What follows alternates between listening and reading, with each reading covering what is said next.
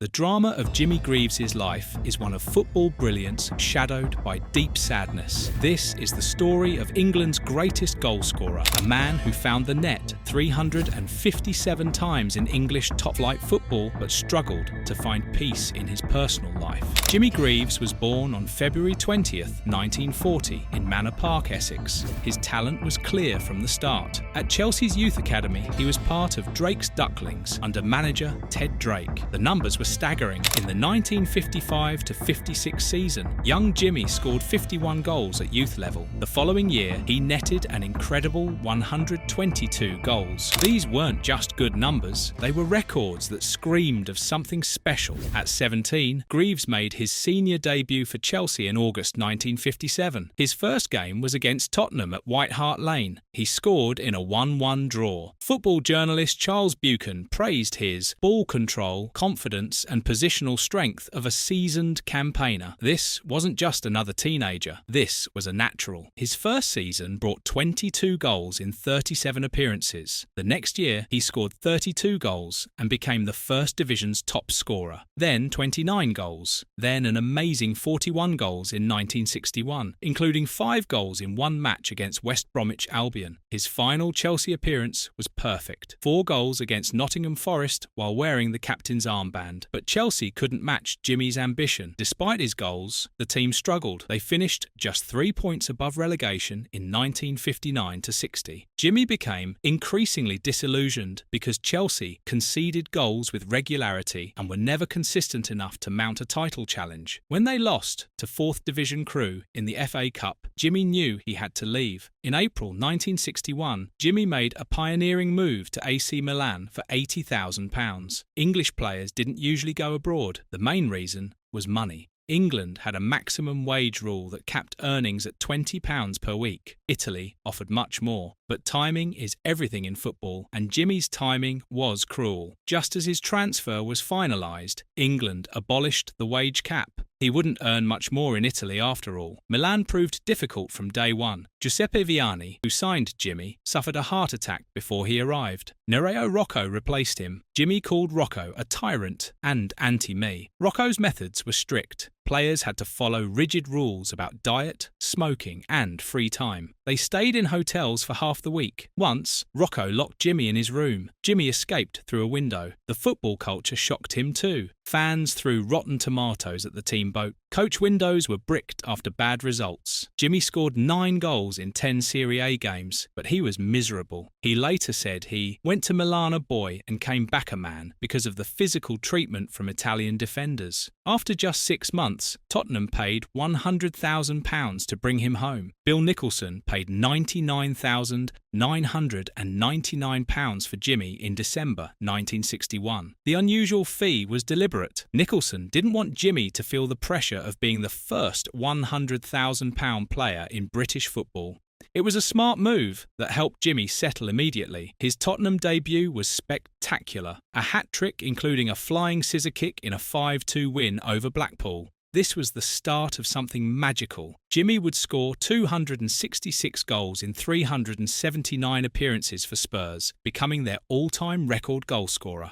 Tottenham was perfect for Jimmy. He won the FA Cup twice, scoring in both finals. In 1962-63, Spurs became the first British team to win a European trophy, the Cup Winners' Cup. Jimmy scored the opening goal and added a 4th in the 5-1 final victory over Atletico Madrid. That season, he also scored 37 league goals and helped Spurs finish second. His goal scoring was relentless. Hat-tricks against Manchester United, Liverpool and many others. 4 goals in a 9-2 win over Nottingham Forest. He was the First Division's top scorer 6 times, a record no other player has matched. In 1968-69, his 27 goals saw him overtake Bobby Smith as Spurs' record scorer and Steve Bloomer as the First Division's all-time top scorer. But football can be cruel, and Jimmy's cruelest moment came in 1966. England hosted the World Cup, and Jimmy was the star striker. He played in all 3 group games against Uruguay, Mexico, and France. Against France, midfielder Joseph Bonnell's challenge left Jimmy with a severe shin wound, requiring 14 stitches and leaving a permanent scar. The injury forced Jimmy out of the quarter-final against Argentina. Geoff Hurst replaced him and scored the only goal. Hurst kept his place through the semi-final and into the final. Despite being fit to play, manager Alf Ramsey stuck with the winning team. Jimmy watched from the sidelines as England won the World Cup and Hurst scored a hat-trick. Years later, Jimmy spoke about that moment. "I danced around the pitch with everyone else, but even in this moment of triumph and great happiness, deep down I felt my sadness. Throughout my years as a professional footballer, I had dreamed of playing in a World Cup final. I had missed out on the match of a lifetime, and it hurt. The hurt ran deeper than anyone knew." Jimmy admitted it was only after his playing career ended that he descended into alcoholism. The unfulfilled dream and perceived injustice weighed heavily on him. FIFA rules meant he didn't even get a winner's medal initially. Only in 2009, following a campaign and rule change, did he finally receive his 18-carat gold medal from Prime Minister Gordon Brown. By 1970, Jimmy was dropped from Tottenham's first team. His top-flight career was over, but his struggles were just beginning. After retiring at 31, Jimmy spent much of the 1970s battling alcoholism. It was a dark period that nearly destroyed him. But Jimmy was stronger than his demons. He fought back with remarkable courage and discipline. His honesty about his struggles was pioneering for a public figure in the 1970s, when such confessions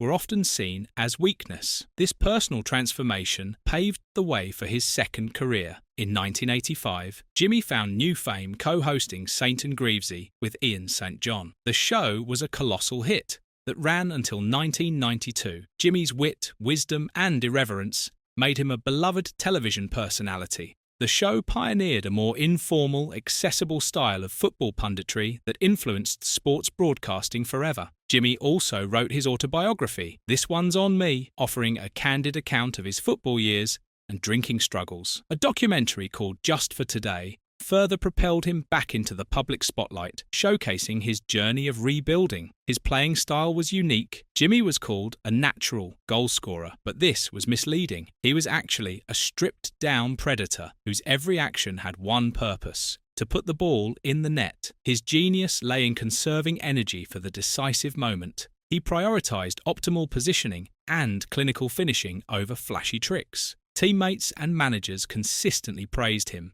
Cliff Jones called him the greatest goalscorer there ever was and ever will be. Bill Nicholson admired his improvisation and genius. Pat Jennings said, "No one put the ball in the net like him. Jim just passed the ball into the net, never lashed it." Jimmy's core strengths were clear. He had pace and acceleration over short distances. His positional sense was uncanny. He always seemed to be in the right place at the right time. His finishing was clinical and composed. He understood that all goals are beautiful, regardless of how they looked. In his later years, Jimmy faced new challenges. He suffered a paralysing stroke at 75, confining him to a wheelchair for 6 abysmal years. He lost his ability to express himself, a cruel fate for such a witty man. On September 19, 2021, Jimmy passed away peacefully at home, aged 81. The tributes poured in from across the football world. Prime Minister Boris Johnson called him a goal-scoring legend. Harry Kane described him as a true legend. Gary Lineker said he was quite possibly the greatest striker this country has ever produced, and charismatic, knowledgeable, witty and warm.